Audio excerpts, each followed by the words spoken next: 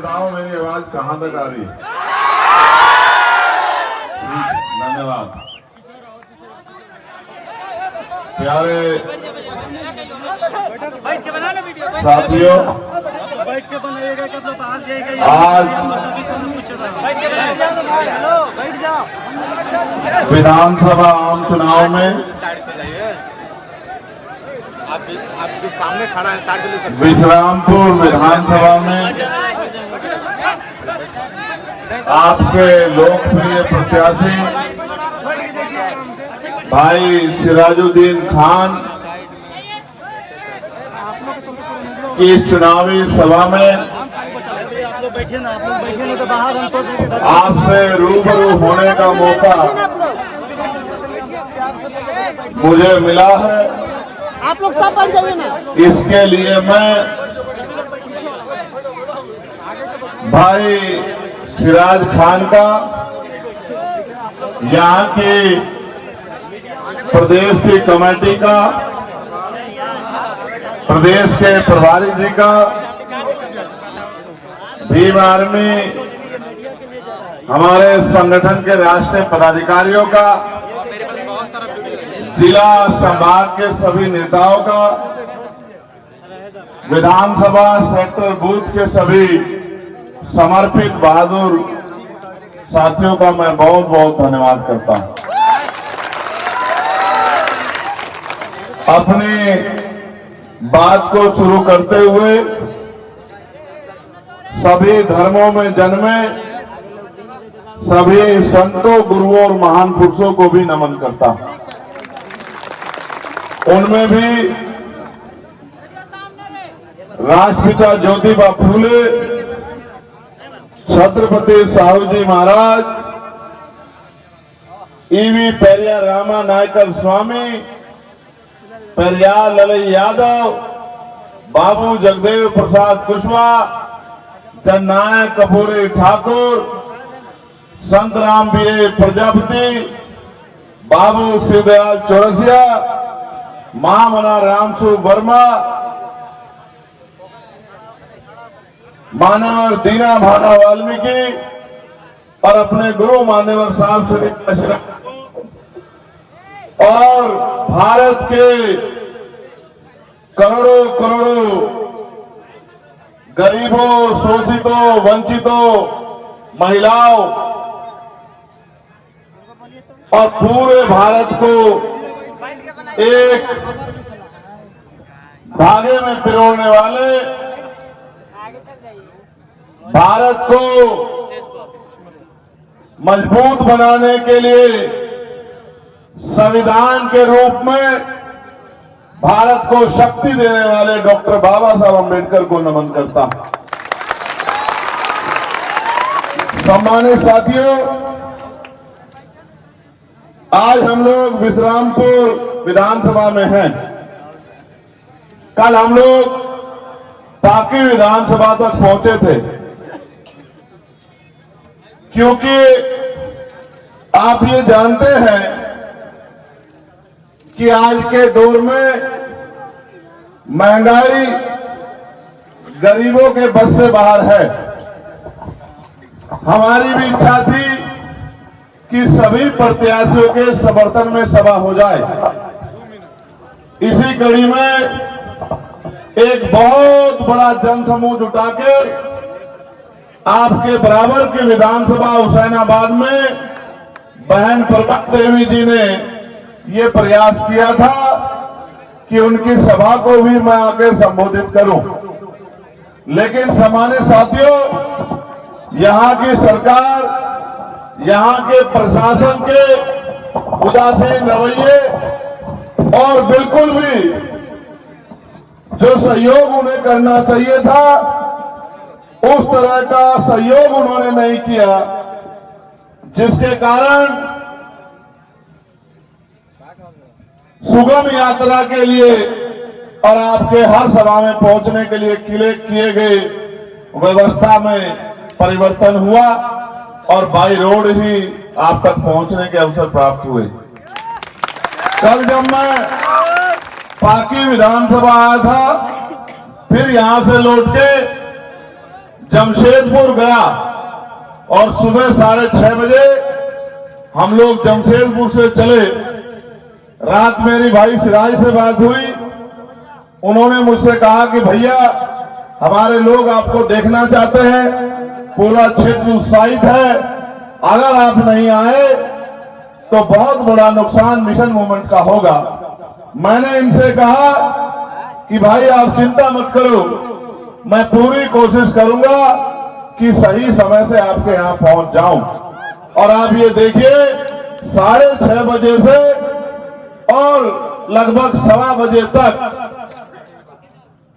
7 घंटे से ज्यादा का सफर करके आपकी आंखों को सुकून देने और आपके विश्वास को मजबूत करने के लिए मैं आपका भाई, आपका बेटा, बाबा साहब अंबेडकर मानव काशीराम साहब के मूवमेंट का सिपाही आज आपके बीच में हूं। हालांकि ये उत्तर प्रदेश का बॉर्डर का क्षेत्र ही है, यहां से 50-60 किलोमीटर पर उत्तर प्रदेश आ जाएगा, लेकिन उत्तर प्रदेश को पिछले 2 साल मेहनत करके हमने तैयार किया और उत्तर प्रदेश के लोगों ने हमारी बात को माना भी है। हम उत्तर प्रदेश में लोकसभा की 2 सीटें लड़े, एक सीट जो मैं स्वयं लड़ा और एक सीट सिद्धार्थनगर के डुमरियागंज में हमारे प्रत्याशी लड़े। ये हमारे कैडर की मेहनत है और आप सबका सहयोग आशीर्वाद है कि मैं इतने ही वोटों से जीता जितने वोटों से भारत के प्रधानमंत्री जीते, इतने ही वोटों से आपका चंद्रशेखर आजाद भी जीता। और दूसरी लोकसभा में हमें 80,000 से ज्यादा मत प्राप्त हुए। तो पार्लियामेंट में आपसे जुड़े हर विषय पे मैं लगातार अपनी बात रखता हूं और कोशिश ये करता हूं कि जहां कहीं भी मेरी जरूरत हो मैं समय से वहां पहुंच जाऊं। अब क्योंकि चुनावी दौर है, अब आपके पास मौका आया है, अगर इस मौके को आपने संभाल लिया और जिम्मेदारी से अपनी जिम्मेदारी को अदा किया तो मैं आपको लिख के देता हूं कि जो समस्याएं कागज में लिख के मेरे सामने रखी गई हैं, जिनमें 3 प्रमुख समस्याएं हैं। पहली है शिक्षा, दूसरी है चिकित्सा और तीसरा है पलायन।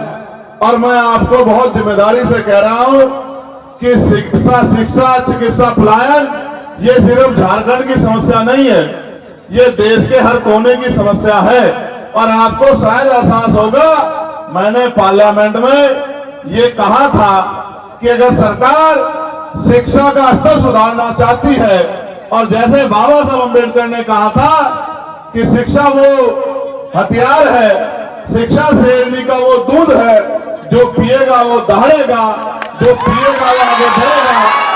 और उन्होंने ये भी कहा कि शिक्षित होके ही आप अपने हक अधिकारों को प्राप्त कर सकते हैं। इसी बात को जब उन्होंने समाज को रास्ता दिखाने का काम किया तो उन्होंने नारा भी ये दिया कि शिक्षित बनो, संगठित रहो, संघर्ष करो। तो मैंने पार्लियामेंट में कहा कि एजुकेशन पॉलिसी ऐसी होनी चाहिए, क्योंकि आज शिक्षा का बाजारीकरण हो गया है। बड़े बड़े पैसे वालों के लिए बड़े बड़े स्कूल, उनमें बड़ी बड़ी सुविधाएं, और गरीबों के बच्चों के लिए सरकारी स्कूल, और उनकी हालत भी इतनी बुरी है कि बरसात में वो स्कूल छूते हैं, लाइट बिजली की व्यवस्था है नहीं, पंखे उनके खराब है, मास्टर समय पे आते नहीं, पढ़ाई उनमें होती नहीं, बच्चों पे किताबें नहीं है, बच्चों पे वर्दी नहीं है। और मुझे ऐसा लगता है कि साजिश करके गरीबों के बच्चों का रास्ता रोकने का काम सरकारें कर रही हैं। इसलिए मैंने ये कहा पार्लियामेंट में कि बदलाव तब होगा जब गरीब के बच्चे को भी अमीरों के जैसी शिक्षा की व्यवस्था होगी। और उसका एक ही रास्ता है, वो रास्ता ये है कि गांव के सरपंच से लेके जिला परिषद का मेंबर, ब्लॉक का प्रमुख, जिला पंचायत का सदस्य, जिला पंचायत का अध्यक्ष, विधायक, सांसद, पार्षद, मेयर, चेयरमैन, मंत्री, मुख्यमंत्री, राज्यपाल, प्रधानमंत्री या एडमिनिस्ट्रेशन में चीफ सेक्रेटरी से लेके प्रमुख सचिव, बावन सचिव, कमिश्नर, डीएम, एसपी और किसी भाग का कोई भी कर्मचारी हो, उनके बच्चों की पढ़ाई सरकारी स्कूल में होनी चाहिए। इससे बदलाव क्या होगा आप देखो। एक जैसे हम 3 भाई यहां खड़े हैं, आप सोचो स्कूल की एक कुर्सी पे विधायक जी का बेटा बैठा होगा और दूसरी कुर्सी पे जिला अधिकारी का बेटा बैठा होगा और तीसरी कुर्सी पे मेरे आपके गरीब परिवार का बच्चा बैठा होगा, तो बताओ उसको अच्छी शिक्षा मिलेगी या नहीं मिलेगी? बताओ। क्योंकि जब अधिकारियों को अपने बच्चों की फिक्र होगी, नेताओं को अपने बच्चों की फिक्र होगी, तो उस गरीब के बच्चे का भी रास्ता आसान हो जाएगा, उसको भी बड़ी अच्छी पढ़ाई करने का मौका मिलेगा और जब वो पढ़ाई अच्छी करेगा तभी नौकरी रोजगार करके अपने और अपने परिवार की गरीबी की बेटियां काटने का काम करेगा, उनको इज्जत सम्मान की जिंदगी दिलाने का काम करेगा।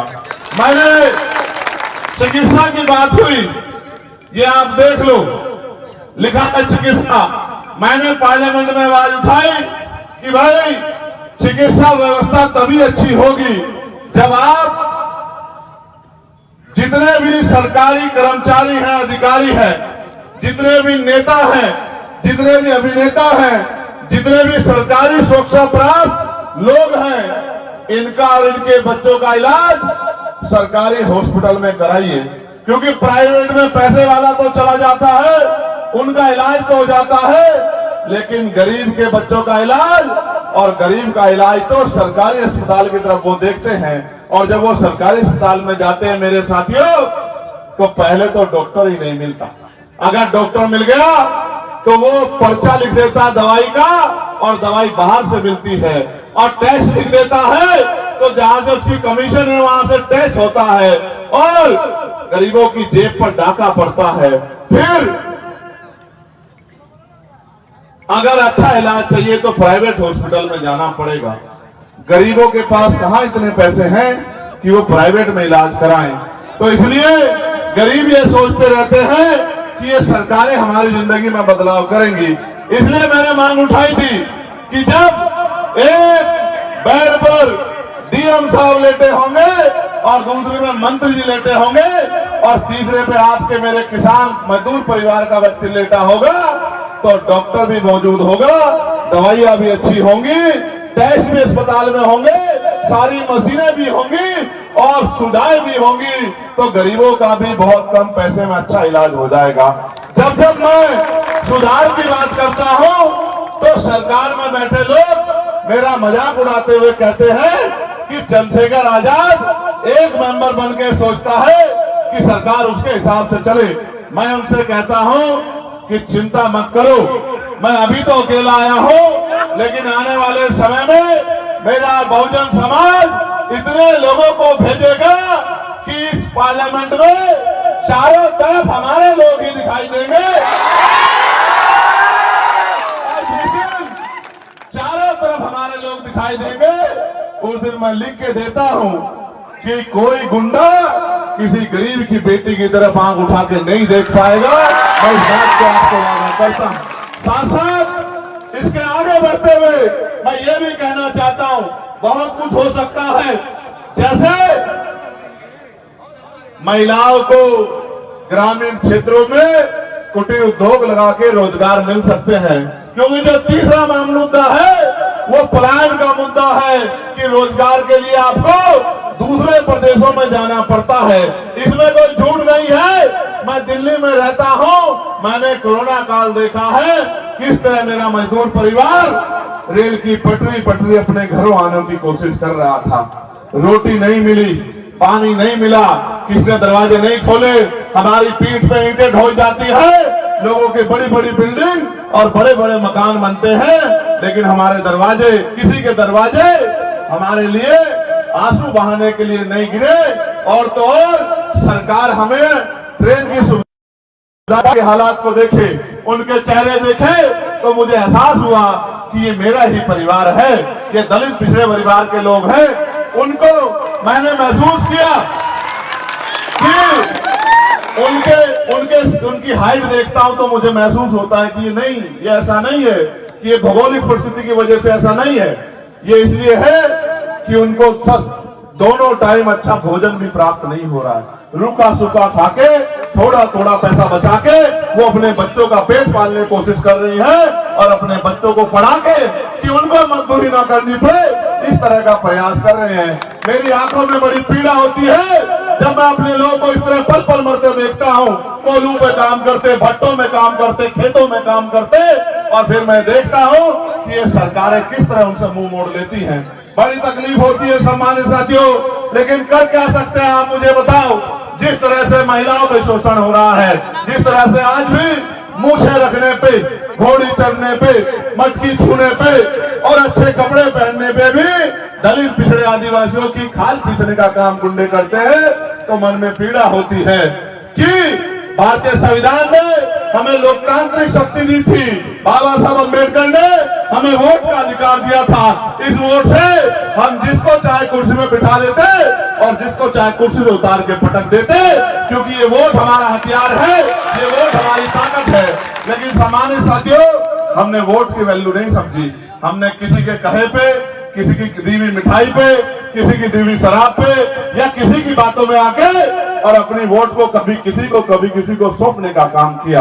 आप मुझे बताओ, व्यापारी व्यापार ही करता है, पैसे खर्च करता है, जिस बिजनेस में लगाता है और फिर पैसे कमाता है। आप मुझे बताओ, पिछले 12-15 साल से, और मैं धन्यवाद दूंगा झारखंड के साथियों का कि हमेशा उन्होंने मेरी एक आवाज पे यहाँ की सरकारों की जड़ें हिलाने का काम किया और